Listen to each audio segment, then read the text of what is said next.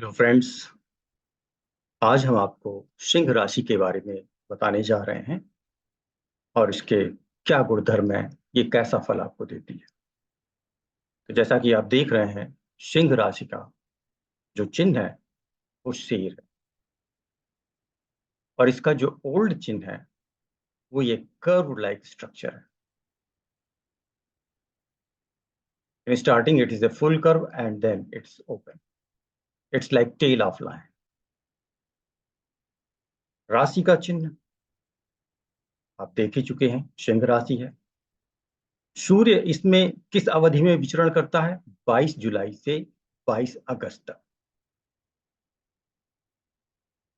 राशि तत्व इसका अग्नि है।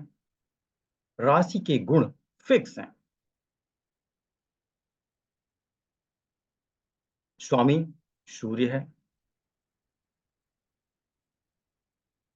डेट्रीमेंट शनि है, अर्थात जहां पे सूर्य उच्च होता है वहां पे शनि नीच का होता है, और जहां शनि उच्च का होता है वहां सूर्य नीच का हो जाता है।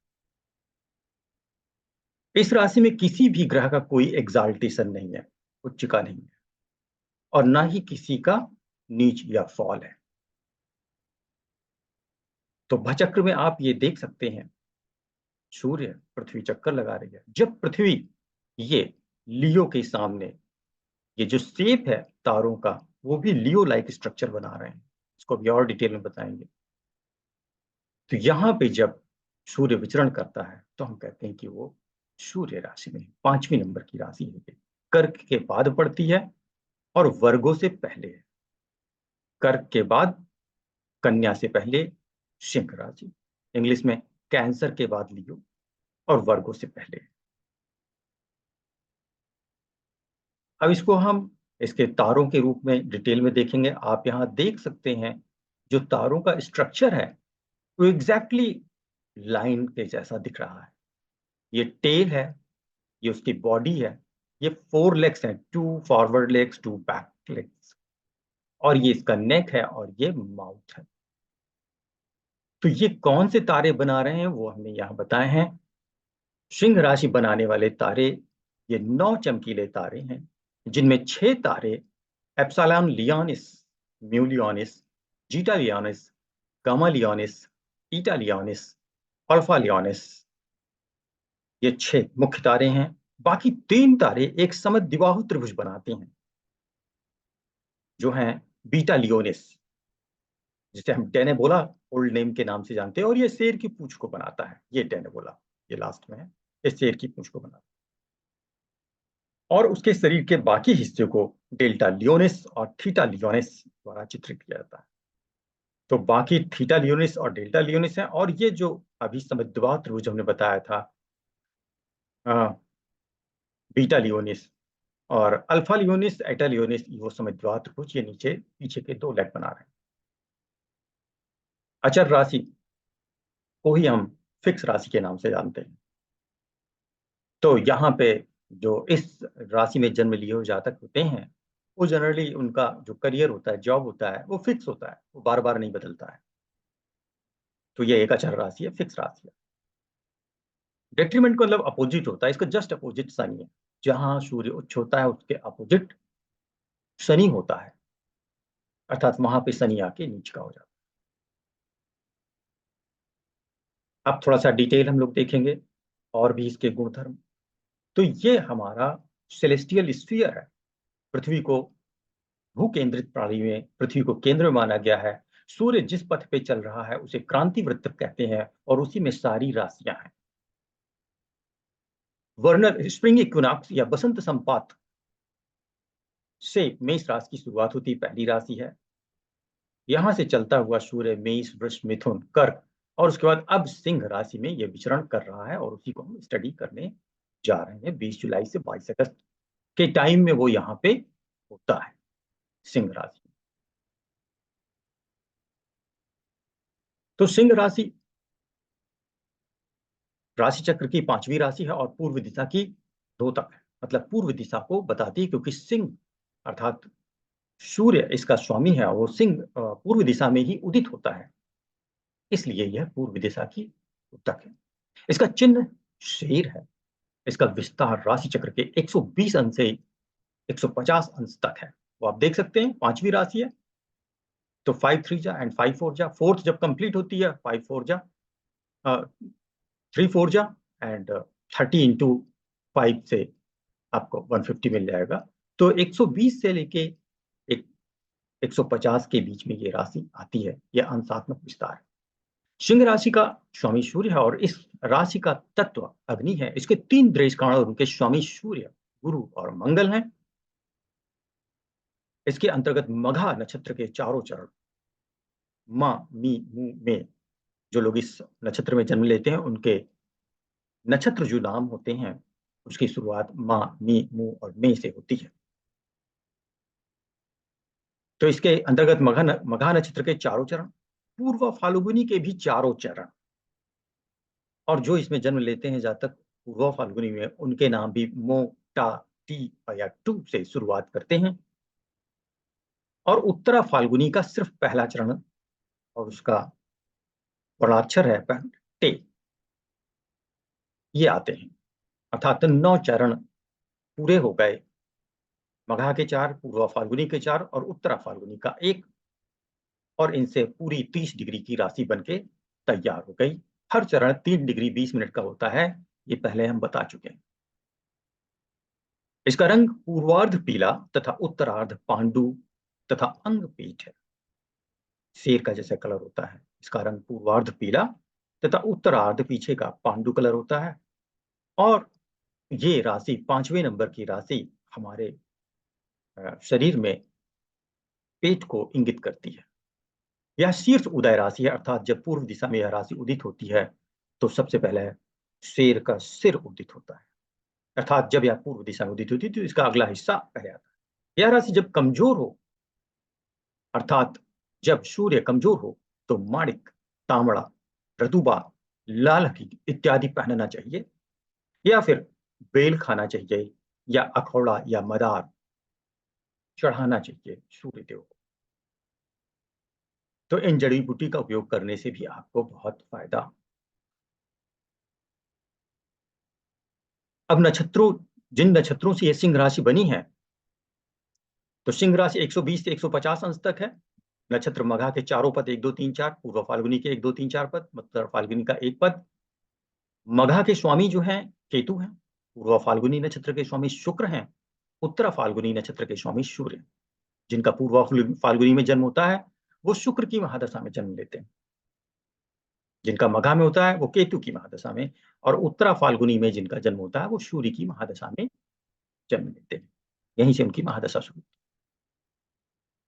अब चलिए मघा नक्षत्र के चारों पद के डिग्री हम बता देते हैं, जिससे कि लोगों की राशि में, जैसे सिंह राशि 3 डिग्री में किसी का जन्म हुआ तो वो उसके स्वामी केतु मंगल होंगे, क्योंकि 0 से 3 20 तक केतु मंगल उसके स्वामी। फिर 3 20 से 6 40 केतु शुक्र, फिर केतु बुध और केतु चंद्र। इस तरह से 13 20 तक हम पहुंच गए। अब 13 20 के बाद दूसरा नक्षत्र पूर्वा फाल्गुनी लग गया, और उसके हर पद का अंशात्मक मान दिया है।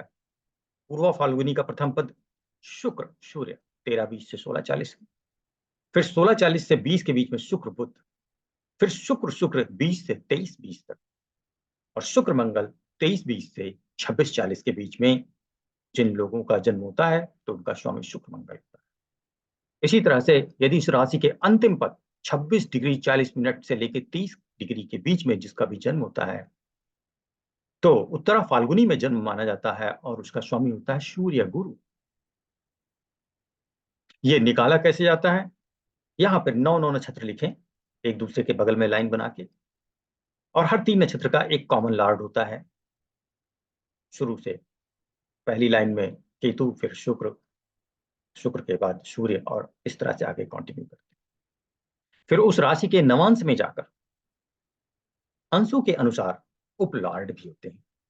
तो नवांश या D9 चार्ट भी कुछ बुक्स में दिया होता है। ये हमने अलग से बताया है कि कैसे नवांश देखें और कैसे नक्षत्रों को हम डिवाइड करें, और उनको हम कैसे बताते हैं कि उनकी कौन सी दशा होगी। तो ये मेरे उस वीडियो में देखें जहां नक्षत्र के बारे में वर्णन है। अब ये जो चरण फल बताए हैं नक्षत्रों के डिफरेंट डिफरेंट डिग्रीज की वैल्यू उनके स्वामी, तो इनका फल क्या है वो भी देख लीजिए। नक्षत्र चरण फल, सबसे पहले मघा के चारों चरण को हम बताएं। तो मघा का जो प्रथम चरण है, प्रथम पद है, तो 0 से लेके 3:20 के बीच में जिनका जन्म हुआ है, सिंह राशि में 0 डिग्री से 3 डिग्री 20 मिनट, तो उनका केतु मंगल होगा। अब इनका नेचर क्या होगा, कैसे व्यक्तित्व होगा, तो यह मंगल द्वारा शासित मघा के इच्छा शक्ति पहलू से संबंधित यह पद है, जहां कई सिरों वाले आश्लेषा के सांप की हत्या के बाद सिंहासन हासिल किया जाता है। आत्मपुष्टि, नेतृत्व, साहस और आदर्शवाद जैसे मघा के गुण यहाँ प्रदर्शित होते हैं। तो देखिए यहाँ पे केतु मंगल आ गया है। इससे पहले वाला नक्षत्र जो था वो आश्लेषा था, और आश्लेषा को अच्छा नहीं माना जाता है, वो गंड का नक्षत्र है, उसका स्वामी सर्प है, कई सिरों वाला सर्प। और उस राशि से जब सूर्य इस राशि में आता है तो मघा का प्रथम चरण शुरू होता है। तो ये माना जाता है कि आश्लेषा के सांप की हत्या करके सूर्य जंप करके यहाँ पे, तो आश्लेषा के सारे अवगुण खत्म हो गए हैं। और इसीलिए राजा ने जब सिंहासन हासिल किया, अर्थात जातक ने जन्म लिया, अब वो आत्मपुष्टि, अपनी आत्मा को शुद्ध करेगा, नेतृत्व की क्षमता आएगी, साहस और आदर्शवाद आएगा, अर्थात अच्छे गुण आ रहे। फिर दूसरा पद और भी ज्यादा उन्नत होगा, जिनका जन्म 3:20 से 6:40 के बीच में हुआ है, उसका स्वामी केतु शुक्र है। शुक्र द्वारा शासित राजगद्दी के बाद राजा को अपनी स्थिति सुदृढ़ करनी होगी। यह एक बहुत ही महत्वाकांक्षी पद है, जहां छवि, कर्तव्य, भौतिकवादी संगठन और पद पर जोर दिया जाता है। यहाँ स्थित ग्रह वरिष्ठों से कृपा प्राप्त करते हैं। तो अब राजा, अर्थात जातक जिसका जन्म हुआ है, वो अपनी राजगद्दी और शासन को सुशासित करने के लिए राज्य की व्यवस्था, अर्थात अपने घर की स्थिति को सुदृढ़ बनाने पे ध्यान देगा। इसलिए वो महत्वाकांक्षी होगा, उसकी छवि अच्छी होगी, वो अपने कर्तव्यों को पूर्ण करेगा, और भौतिकवादी संगठन अर्थात अपने राज्य को मजबूत करने के लिए इंफ्रास्ट्रक्चर बनाएगा, घर बार बनाएगा, खेती बाड़ी खरीदेगा, और ये सब कार्य के लिए वरिष्ठों से कृपा प्राप्त करा, वरिष्ठों का आशीर्वाद की जरूरत। इसके बाद अगला चरण है, केतु बुद्ध स्वामी है, जिनका जन्म 6:40 से 10 डिग्री के बीच में हुआ है, सिंह राशि में। बुद्ध द्वारा शासित यह पद संबंधित है मगहा के बौद्धिक पद से। सिंहासन सुरक्षित होने के बाद राजा अधिक साहित्यिक कलात्मक गतिविधियों में संलग्न हो जाता है और विद्वान पुरुषों के प्रवचन सुनता है। यहाँ जोर मानसिक गतिविधि और ज्ञान की खोज पर है, वर्तमान समय में प्राचीनों का ज्ञान। तो अब स्थिति बदल गई है, अब सिर्फ नाच गाना और कला ही नहीं, अब मॉडर्न साइंस को पढ़ते हैं। समय के साथ चीजें बदली। यहाँ रखे गए ग्रह सामूहिक गतिविधि, ग्रुप एक्टिविटी के माध्यम से भी व्यक्ति को सफल बनाते हैं, हालांकि अकेले जाना मघा का मूल स्वभाव। तो समझिए यहाँ क्या है। अब राजा ने दूसरे पद में अपने राज्य को मजबूत कर दिया, तो अब जब वो सुरक्षित हो गया, तो उसने किस चीज पे ध्यान दिया, बौद्धिक पक्ष पे, क्योंकि उसका स्वामी बुद्ध है। अब सिंहासन सुरक्षित होने के बाद राजा ने साहित्यिक कलात्मक गतिविधियों में संलग्न हो गया, विद्वान पुरुषों को अपने यहाँ जगह दी, और अब शिक्षा के क्षेत्र में वो आगे बढ़ गया, ज्ञान की खोज पे आगे बढ़ गया है। आज के समय में मॉडर्न साइंस को इसे कहते हैं, आविष्कार को कहते हैं। यहाँ रखे गए ग्रह सामूहिक गतिविधि, क्योंकि बुद्ध इसका मालिक है, इसलिए ग्रुप एक्टिविटी, कम्युनिकेशन। ग्रुप की मेन फील्ड क्या है, जनसंपर्क, तो कम्युनिकेशन की फील्ड में जाता है जातक। इसके माध्यम से भी व्यक्ति को सफल बनाते हैं, हालांकि अकेले जाना मघा का, हालांकि इस पूरे नक्षत्र का जो मूल नेचर है वो तो अकेले, क्योंकि राजा एक ही होता है, लेकिन बुद्ध के आ जाने के कारण वो राजा अब प्रजा को संबोधित करने की क्षमता है।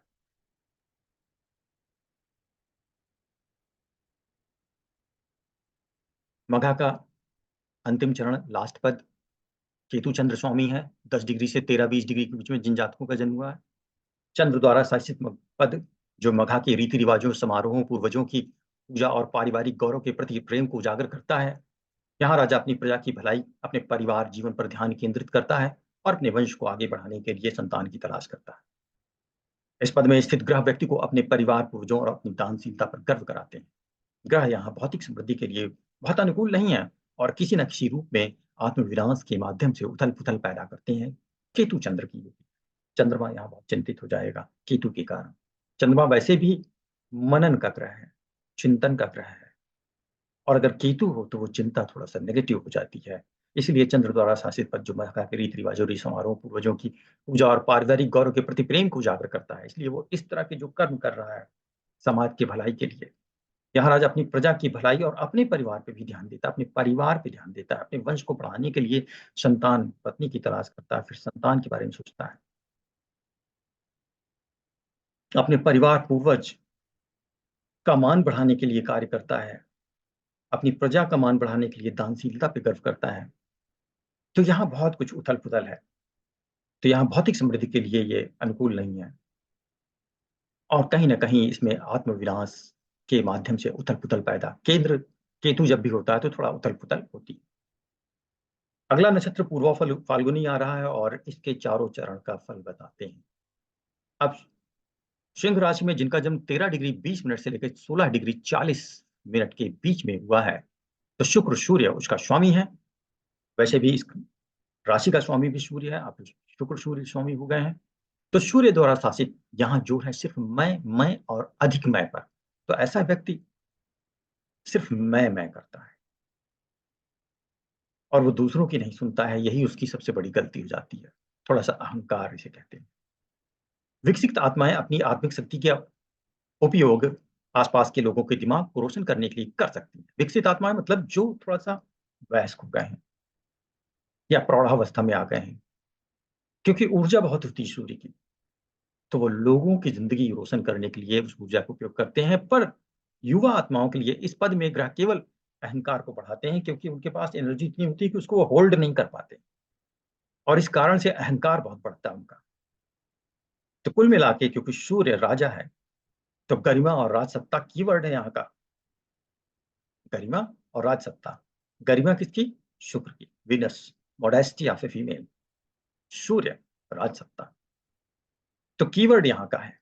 सूर्य, मंगल, गुरु और केतु यहाँ मजबूती से कार्य कर सकते हैं और किसी प्रकार की कार्यकारिणी क्षमता से सकते हैं। अगर इस नक्षत्र में सूर्य, मंगल, गुरु और केतु हैं तो ये अच्छा कार्य करेंगे। शुक्र बुध, जिन जातकों का जन्म 16:40 से लेके 20 डिग्री के बीच में हुआ है, तो स्वामी शुक्र बुध है, बुध द्वारा शासित ये सबसे ज्यादा शांत और मेहनती पद। बाकी सभी स्वाभाविक रूप से आडंबरपूर्ण और आलसी पदों के बीच में। तो बाकी के पद में तो काफी आडंबर है, लेकिन ये पद सबसे शांत है और बहुत ही मेहनती है। शुक्र बुध, यहाँ व्यापार और उद्यम पर जोर है। यहाँ एक अच्छी स्थिति में स्थित बुध अच्छा सामान्य ज्ञान और व्यापार के माध्यम से भारी लाभ दे सकता है। शुक्र भौतिक विलासिता देता है, बुध उद्यम, मतलब उद्योग पर ध्यान देता है।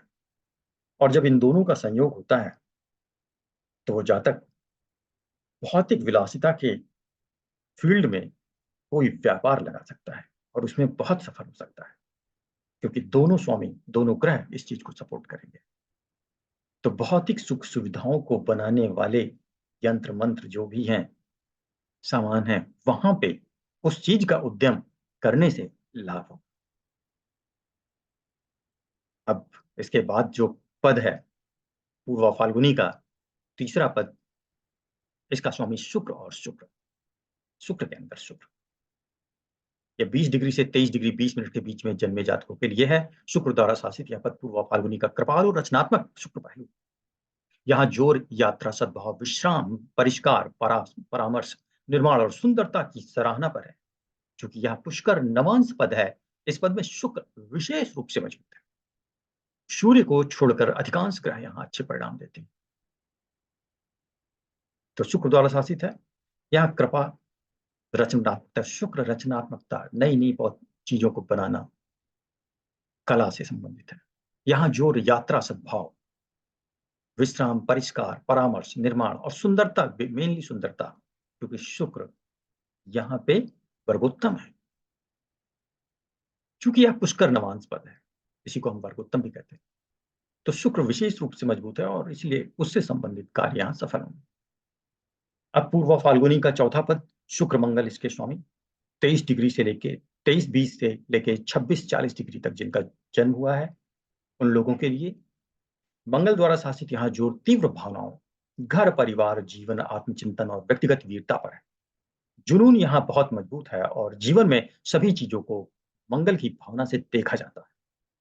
यहाँ ग्रह आमतौर पर बहुत सारे अनावश्यक संघर्ष और जटिलता को जन्म देते हैं। केवल अच्छी स्थिति में स्थित सूर्य और गुरु ही इस पद का आंतरिक सकारात्मक ऊर्जा का उपयोग करने में सक्षम होते हैं। क्योंकि शुक्र मंगल है, मंगल तो बहुत ज्यादा एनर्जेटिक होता है, तो इसीलिए तीव्र भावनाएं हैं, पारिवारिक जीवन होगा शुक्र के कारण, आत्मचिंतन और व्यक्तिगत वीरता। देखिए मंगल का कैरेक्टर व्यक्तिगत वीरता पर है। और बहुत व्यक्ति जुनूनी होगा क्योंकि उसमें वीरता बहुत है, एनर्जी बहुत है, जुनून।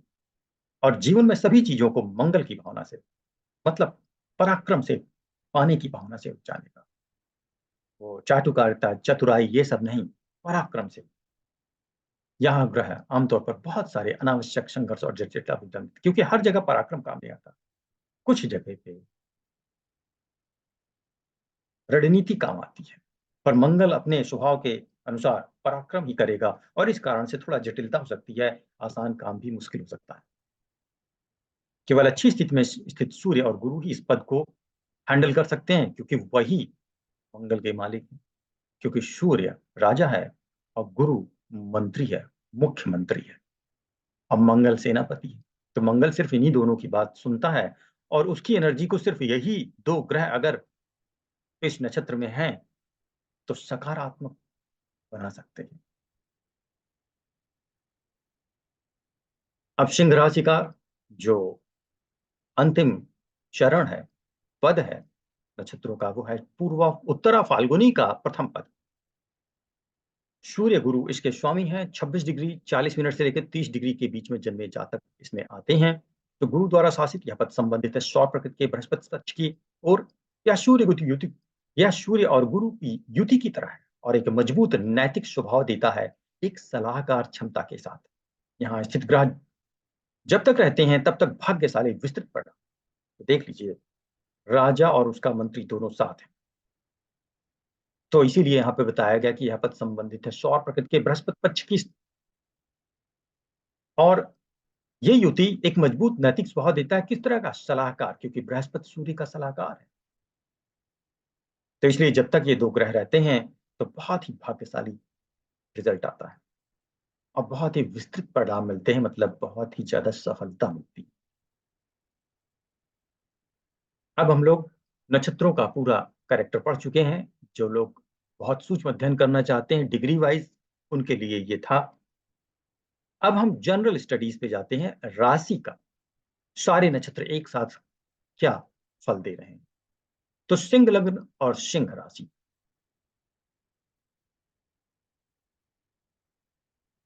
तो सिंह लग्न क्या होती है और फिर सिंह राशि क्या होती है, ये अंतर पहले समझाते हैं। जातक के जन्म के समय यदि पूर्व दिशा में सिंह राशि उदित हो रही होती है तो उसे हम सिंह लग्न कहते हैं। जन्म हो रहा है पूर्व दिशा में, चाहे रात हो चाहे दिन हो, कोई ना कोई राशि निकलती रहती है क्षितिज से, तो वही आपके प्रथम भाव में आती है और वो आपकी लग्न बन जाती है। अगर वो पांचवी राशि अर्थात सिंह है तो आपकी लग्न बन गई। तथा जन्म के समय अब चंद्रमा बाकी के 12 भाव में कहां पे है, इस हिसाब से राशि बन जाती है। तो तथा जन्म के समय चंद्रमा यदि जातक की कुंडली में सिंह राशि में होता है तो हम कहते हैं जातक की राशि सिंह है। 12 ग्रहों में अर्थात 12 स्थितियों में से सिर्फ एक में ही लग्न और राशि समान होती है, क्योंकि ऐसा सिर्फ एक ही बार हो सकता है कि जिसमें जन्म हो रहा है, तो जो राशि पूर्व में उदित हो रही है वो आपकी लग्न है और वहीं पे चंद्रमा है, इसलिए वो आपकी राशि भी बन गई। तो लग्न राशि एक हो। बाकी 11 में हमेशा लग्न और राशि भिन्न होती है। जन्म के समय जो लग्न बनी, जरूर थोड़ी कि वो चंद्रमा वहां हो। चंद्रमा हो सकता है जैनित अर्थात आपके सर पे हो, कोई और राशि होगी, या पाताल में हो तो कोई और राशि होगी। पर दोनों ही स्थिति में, अर्थात जब सिंह लग्न में हो और चंद्रमा कहीं और हो, या जब चंद्रमा लग्न कोई और हो और चंद्रमा सिंह राशि में हो, दोनों ही स्थिति में सिंह राशि के गुणधर्म समान होते हैं।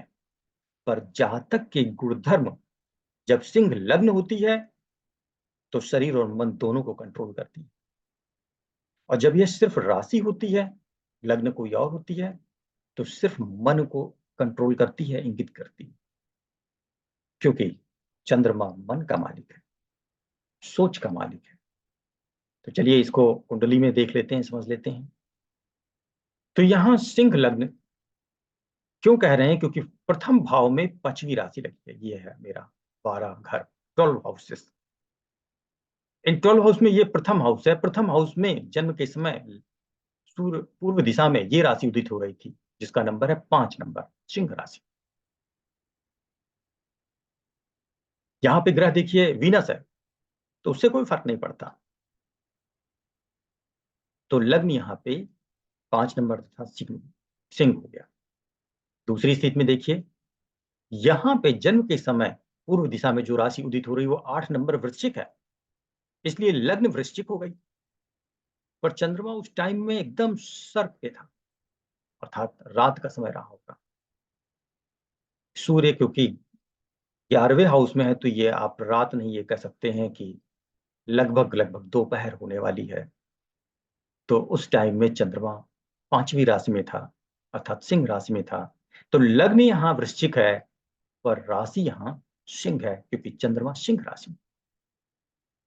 अब तीसरी स्थिति जो हमने बताया था कि ऐसा सिर्फ एक ही स्थिति, 12 हाउस में सिर्फ एक हाउस ऐसा होता है, वो है प्रथम हाउस, कि जन्म के समय जो लग्न लगी है 5 नंबर सिंह, वहीं पे चंद्रमा भी। तो अब इसमें इस जातक का, क्योंकि चंद्रमा भी यही है और यही लग्न है, तो लग्न राशि उसकी सिंह हो गई। अब तो उसमें प्रबल सिंह के गुण आ जाएंगे। अब हम लोग बेसिक विवेचना करते हैं इस राशि का।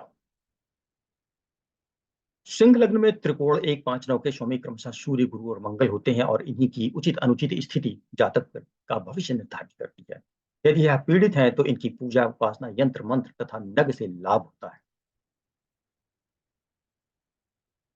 कन्या तथा कुंभ राशि के स्वामी बुध और शनि इन जातकों के लिए मार्केश होते हैं, अतः इनकी महादशा में जातक को कष्ट भोगना पड़ता है। इससे बचने के लिए इन दशावर्ष में मार्केश स्वामियों की पूजा उपासना से आराम और लाभ मिलता है। अब जो हमने कहा उसको समझ लीजिए।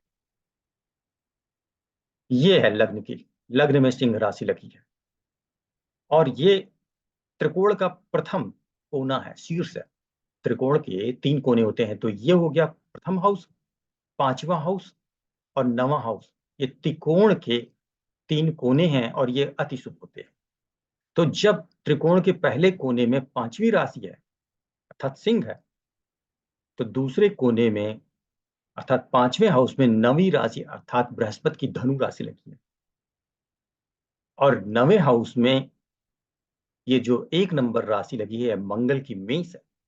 इसीलिए सिंह राशि के लिए सूर्य, बृहस्पति और मंगल शुभ होते हैं, और उनके रत्न शुभ होते हैं। वही वो पहन सकते हैं, माणिक, पुखराज और मूंगा। इन जातकों के लिए मार्गेश दूसरा हाउस और 7वां हाउस होता है, और वहां पे राशि लगी है 6 और 11, बुध की राशि है, और 11 शनि की राशि है। तो बुध बुध और शनि मार्केश हैं। तो जब भी इनकी दशा वर्ष आएगी तो जातक को कष्ट भोगना पड़ेगा। कष्ट से बचने के लिए उनका मंत्रोच्चारण करें, उनकी पूजा करें, तो कष्ट से मुक्ति मिलेगी। अब सिंह लग्न वाले जातक आकर्षक व्यक्तित्व के स्वामी होते हैं। वे महत्वाकांक्षी, साहसी, मजबूत इच्छा शक्ति, सकारात्मक, स्वतंत्र और आत्मविश्वास से ओतप्रोत होते हैं। हालांकि कभी कभी किसी पर दुख होने वाली आपत्तिजनक बातें हो जाती हैं, क्योंकि सिंह अर्थात सूर्य क्रूर स्वभाव का होता है। सिंह लग्न के लोग सहज, खुश रहने वाले, बुद्धि और खुले विचार वाले होते हैं। वे धर्म में रूढ़िवादी सिद्धांतों का पालन करते हैं, लेकिन अन्य उपदेशों के प्रति संवेदनशील भी होते हैं। तो आप समझ सकते हैं, जैसा शेर का नेचर होता है वैसा ही इस जातक का स्वभाव होगा। महत्वाकांक्षी होगा, साहसी होगा, मजबूत इच्छा शक्ति होगी, सकारात्मक होगा, स्वतंत्र विचार होंगे, आत्मविश्वास से ओतप्रोत होगा। तो किसी पे डिपेंड नहीं होता है, वो स्वच्छता करता है। उसको क्योंकि सूर्य एनर्जी देता है, इसलिए उसको भूख भी खूब लगती है, वो हर चीज खाता पीता है, लेकिन अनावश्यक चीजें नहीं खाता, जंक फूड नहीं खाता। सूर्य बहुत ही अच्छी सकारात्मक सोच वाला है, इसलिए वो खाता तो खूब है, लेकिन अच्छी चीजें।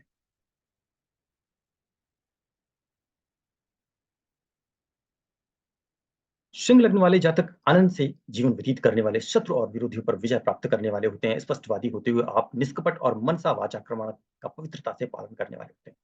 जो मन में है वही वचन में है, वही कर्म में है। ऐसे लोग खरी खरी बात करने वाले सरल व्यक्तित्व वाले होते हैं। जो है मुंह पे बोल देते हैं, पीठ पीछे नहीं रखते।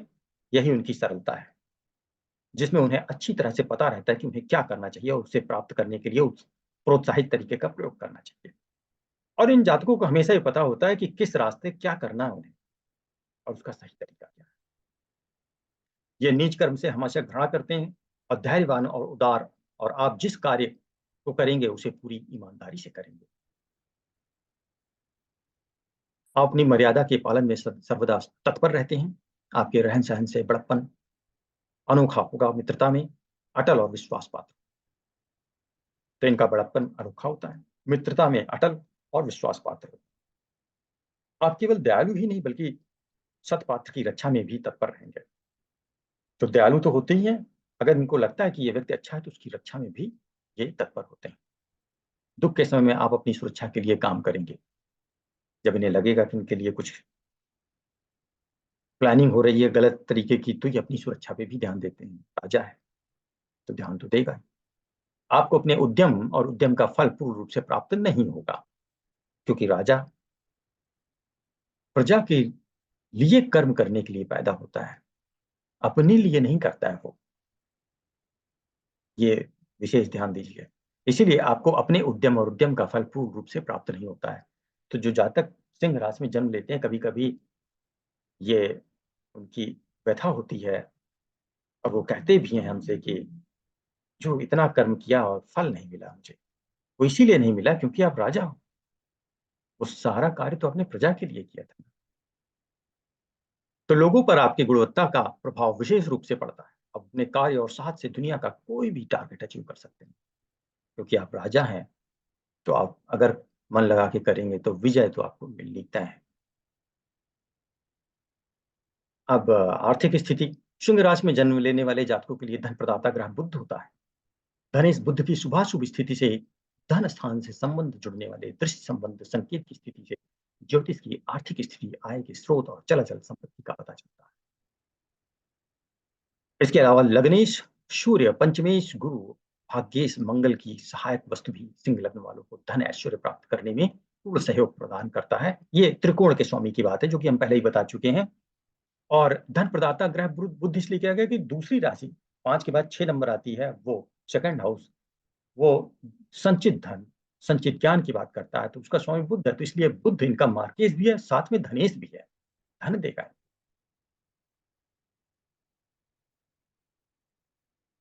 वैसे सिंह लग्न के लिए शनि एवं बुध परम पापी इसलिए हैं क्योंकि वो मार्केश हैं। तो धन तो देते ही, साथ ही में पापी भी आपको कष्ट भी देंगे। सूर्य शुभ फलदायक है। वो सूर्य जो है शुभ फलदायक है, अर्थात सुखेश, सुखेश किसे कहते हैं? गुरु को। वह नवमेश, नवमेश नवम हाउस में मंगल की राशि लगी है 1 नंबर, अर्थात मंगल। ये शुभकारी हैं, अति शुभकारी हैं। तो जिनकी सिंह राशि है उनके लिए गुरु और मंगल अति शुभकारी। अब स्वास्थ्य भी देख लेते हैं। सिंह राशि के जातकों में दिखने में कमजोर रहने पर भी काम करने की शक्ति काफी अधिक होती है। देखिए, सूर्य इतना चमकीला होता है कि उसको कोई देख नहीं पाता है, आंखें चुंधिया जाती हैं। इसीलिए सिंह राशि वालों की आंखें भी थोड़ा कमजोर हो जाती हैं, पर उससे काम करने की शक्ति पे कोई फर्क नहीं पड़ता। वो बहुत परिश्रमी होते हैं। यह राशि पेट को इंगित करती है। इस राशि का अंग पेट है, तो गला, पेट, आंखों में तकलीफ हो सकती है अगर ये सूर्य कमजोर है। रक्त विकार भी हो सकता है, क्योंकि सूर्य अर्थात सिंह राशि, सूर्य जो है मालिक है हड्डियों का, और हड्डियां अगर कमजोर हुई तो खून नहीं बनेगा, क्योंकि हड्डियों के अंदर ही खून बनता है। तो रक्त विकार, कान का दर्द, चर्म रोग भी हो सकता है। जितने क्रूर ग्रह होते हैं वो स्किन पे इफेक्ट बहुत डालते हैं। चर्म रोग, वात रोग या शीत ज्वर पीड़ा का भय बना रहता है। जुकाम शीघ्र हो जाता है। बाल्यावस्था में रोगों से विशेष कष्ट उठाना पड़ता है, क्योंकि राशि बनती है चंद्रमा की प्रजन से। तो सिंह राशि में चंद्रमा है तो जलीय रोग हो रहे हैं, जैसे जुकाम। अगर चंद्रमा कमजोर है। बाल्यावस्था में रोगों से विशेष कष्ट उठाना पड़ता है, किंतु युवावस्था में शक्तिमान रहती है। ये उसी तरह से है, जब सूर्य उदय हो रहा होता है तो वो बहुत क्षीण होता है, उसकी गर्मी पता नहीं चलती, उसकी ताकत पता नहीं चलती। लेकिन जब युवा होता है, जब सर पे चमकता है, तो इतनी ऊर्जा होती है, उसी को कहते हैं बहुत शक्तिमान हो जाता है। और वृद्धावस्था में फिर से कमजोर हो जाता है, अस्त हो रहा होता है। तो अधिक जल पीना लाभदायक होता है, क्योंकि गर्मी होती है तो जल, पानी की बहुत जरूरत पड़ती है। छाछ, दही, पपीता, गोभी, आलू, टमाटर व आम विशेष प्रिय चीज होती है। ये सारी चीजें गर्मियों के मौसम में आती हैं, जब सूर्य सबसे ज्यादा ताकतवर होता है। क्योंकि ये सूर्य, ये ये प्रकृति ने ऐसा इसीलिए बनाया कि जब सूर्य ताकतवर होता है तो ये सारी वनस्पति आती हैं, क्योंकि ये वनस्पतियां भी सूर्य को पसंद करती हैं, तभी तो उसी मौसम में आती हैं। तो गर्मियों के मौसम की चीजें आपको बहुत फायदा करेगी। रत्न कभी भी राशि के अनुसार नहीं पहनना चाहिए। याद रखिए, आपकी राशि अगर सिंह है तो उसके रत्न मत पहनिए। हमेशा लग्न, दशा या महादशा के अनुसार ही पहननी चाहिए। तो यदि सिंह लग्न में है तब इसके लग्न, इसके अनुसार पहनिए, राशि मान के मत। तो लग्न, दशा या महादशा के अनुसार ही रत्न पहनना चाहिए। तो अगर सिंह लग्न में है तो जातक मोती, माणिक, मूंगा और पुखराज रत्न धारण कर सकता है, क्योंकि ये सभी ग्रह मित्र हैं। और यदि सिंह लग्न है तो जातक को पन्ना, हीरा और नीलम कभी भी नहीं धारण करना चाहिए, क्योंकि सिंह के लिए पन्ना अर्थात बुध, हीरा अर्थात शुक्र, नीलम अर्थात शनि सूर्य के दुश्मन है। इसलिए इनके रत्न कभी नहीं धारण। तो मित्रों, कैसा लगा? पसंद आया हो तो सब्सक्राइब करें, लाइक करें। धन्यवाद।